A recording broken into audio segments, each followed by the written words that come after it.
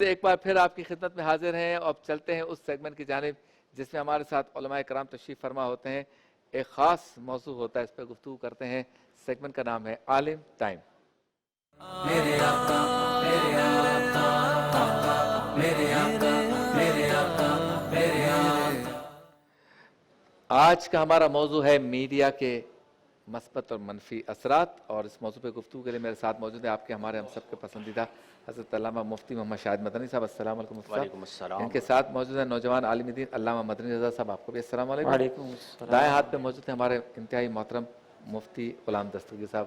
آپ کو بھی السلام علیکم. آپ تینوں حضرات کا شکریہ.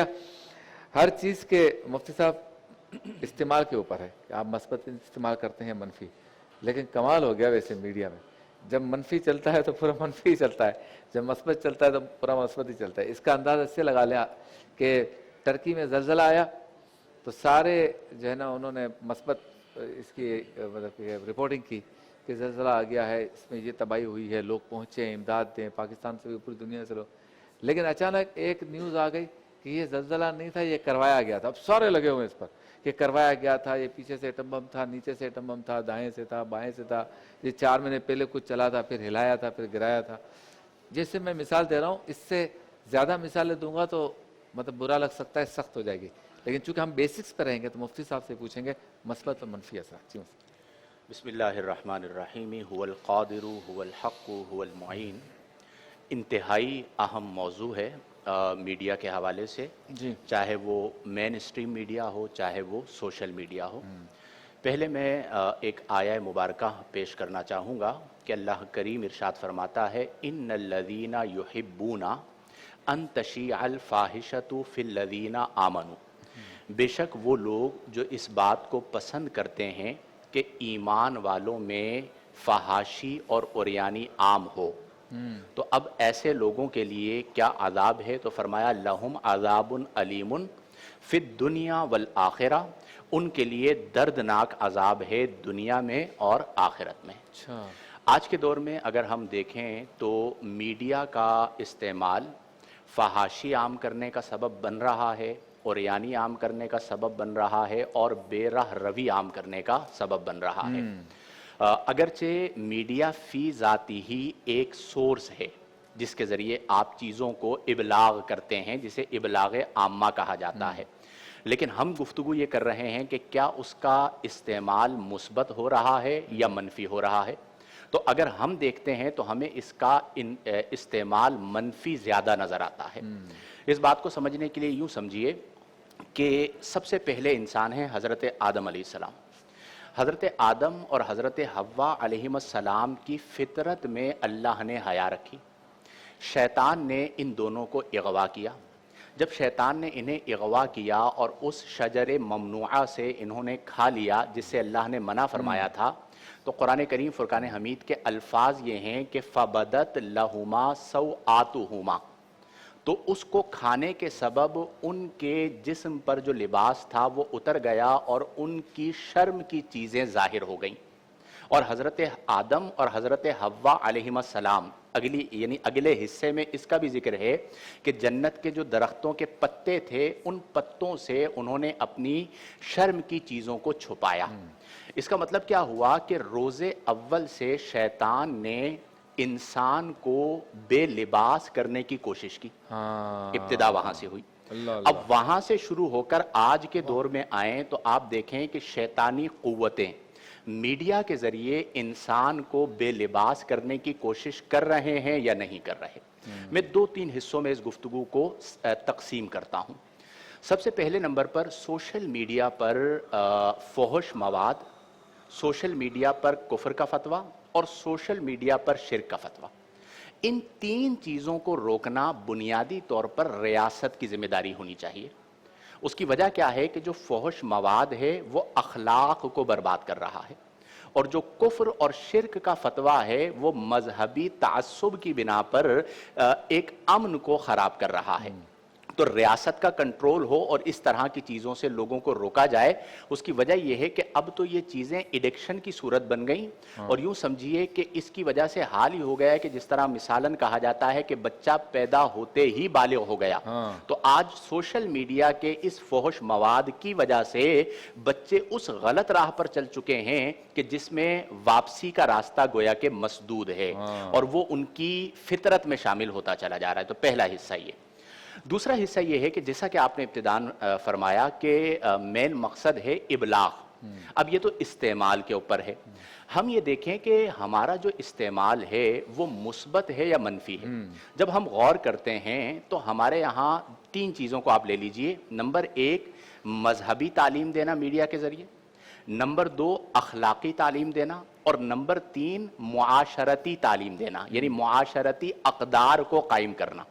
کیا ہمارے ہاں اسکرپٹ رائٹر جب اسکرپٹ لکھتا ہے تو وہ اپنی مذہبی جو دائرہ ہے اسے, چلیں وہ کہے گا بھی مذہبی پہ ہم نہیں کرتے, ہم تو ڈرامہ یا فلم بنا رہے ہیں, آپ کا جو اخلاقی اقدار ہیں اسے, یا آپ کی جو معاشرتی اقدار ہیں انہیں ملحوظ نگاہ رکھا جاتا ہے؟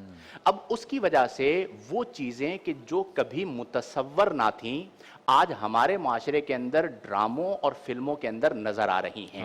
تو اس پر سوچنا چاہیے کہ ہم اپنی مذہبی اقدار یا اپنی اخلاقی اقدار یا اپنی معاشرتی اقدار کو اپنے ہاتھوں پامال کر رہے ہیں. تو اس پر کنٹرول آئے. اور اس میں دیکھیں ایک ہوتا ہے رپورٹنگ کا انداز. اب کئی بار ایسا ہوتا ہے کہ خبر اس انداز میں پیش کی جاتی ہے جس کی وجہ سے نیو جنریشن کے ذہنوں پر منفی اثرات مرتب ہوتے ہیں. آپ کو یاد ہوگا ماضی میں ایک کیس ہوا تھا زینب کا واقعہ, جی قصور والا کیس.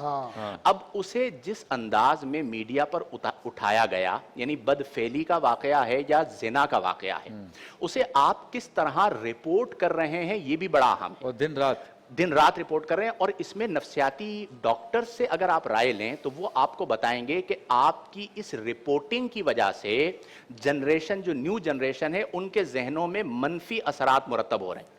تو آپ گویا کہ اس کا حصہ بن رہے ہیں کہ جس چیز کو روکنا تھا وہ لوگوں کے ذہنوں میں جا رہا ہے. تو آپ کو اس بات کا ادراک ہونا چاہیے, اور اس میں خاص طور پر یہ جو ڈائریکٹرز ہوتے ہیں, جو پروڈیوسرز ہوتے ہیں, جو مالکان ہوتے ہیں, وہ پابند کریں کہ ٹھیک ہے ایک واقعہ ہوا ہے لیکن ہم نے یہ دیکھنا ہے کہ اس واقعے میں کس حد تک بیان کر سکتے ہیں. بعض اوقات ایسا ہوا کہ جن کے گھر کا واقعہ ہوا وہ پوری زندگی اس معاشرے کے اندر سر اٹھا کر نہیں چل سکتے. آپ نے ان کے چہرے دکھا دیے, اس بچی کا چہرہ دکھا دیا, آپ نے اپنی بہنوں کا چہرہ دکھا دیا, حتیٰ کہ آپ نے اپنی ریٹنگ کے لیے اس پورے واقعے کے اندر اس کی پوری سٹوری بنا کر چلا دی کہ ہمیں ریٹنگ مل جائے. آپ نے اپنے چھوٹے سے نفع کے لیے اس بچی کی یا اس فیملی کی پوری زندگی کو برباد کر دیا. کل آپ اللہ کی بارگاہ میں کیا جواب دیں گے؟ تو اس رپورٹنگ کے حوالے سے ہمیں اپنے رویوں کو درست کرنا ہوگا.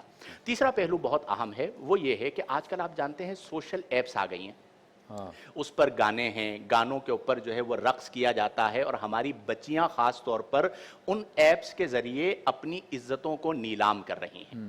اب سب سے اہم چیز یہ کہ جس طرح ہم کہتے ہیں نا ثواب جاریہ, اسی طرح ہوتا ہے گناہ جاریہ. اب جو بات میں نے کہی کہ حضرت آدم و حوا علیہ السلام کو بے لباس کیا, تو کیا آج میڈیا کے ذریعے ہماری بچیوں کو بے لباس نہیں کیا جا رہا؟ یعنی وہی کام جو شیطان نے کیا وہ آج شیطان کی اولادیں کر رہی ہیں, اور اس کے نتیجے میں گناہ جاریہ ہو رہا ہے.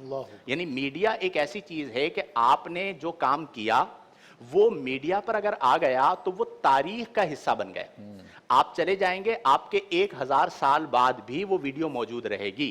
تو آپ اس حوالے سے اپنے آپ کو دیکھیں کہ میں چند ویوز حاصل کرنے کے لیے یا سستی شہرت حاصل کرنے کے لیے اپنی عزت تو داؤ پر لگا رہا ہوں, کوئی لڑکا, یا لگا رہی ہوں کوئی لڑکی. صرف وہ دو نہیں بلکہ ان کی وجہ سے ان کی پوری فیملی متاثر ہوئی. ہمارے ہاں ایسے واقعات ہیں کہ بچیوں کی وجہ سے ماں باپ نے گھر سے نکلنا چھوڑ دیا. کیوں کہ پورے خاندان میں مشہور ہو گیا کہ بھئی ان کی بیٹی جو ہے وہ فلاں اپلیکیشن کے اوپر جو ہے وہ کلپس بناتی ہے, اور وہ پھر پوری دنیا ان کلپس کو دیکھ رہی ہے, تو وہ اس پوری فیملی کے لیے زوال عزت کا سبب بنا.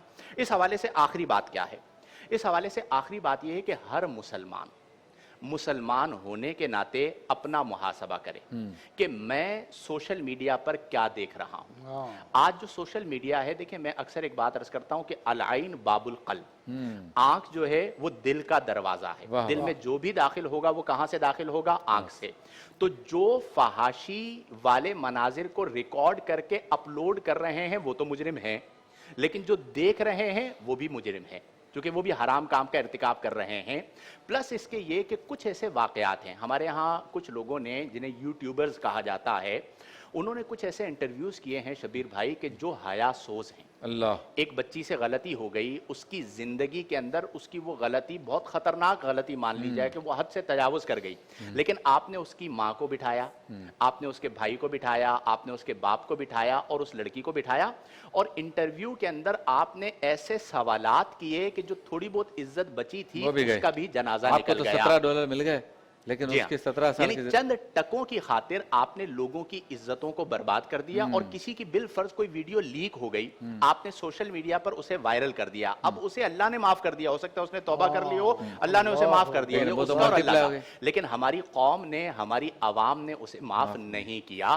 तो ये मनफी बहुत सारे पहलू हैं जो हमारे माशरे में आम हो रहे हैं। हम सबको चाहिए कि अपना अपना किरदार अदा करें, अच्छा कंटेंट डालें, मुस्बत कंटेंट डालें, पाकिस्तानी मुआशरे को मलहूज़ निगाह रखें, अपने ख़ानदानी रस्म व रिवाज को मलहूज़ निगाह रखें, और सबसे बढ़कर मुमलिकत इस्लामी है तो कुरान व हदीस के हुक्म को मलहूज़ निगाह रखें और कुरान व हदीस के हुक्म के मुताबिक अपनी चीज़ों को चलाएं।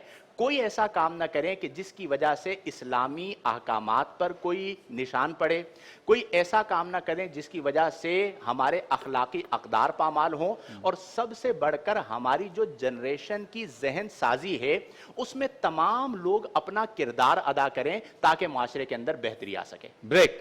या सल्ली व सल्लिम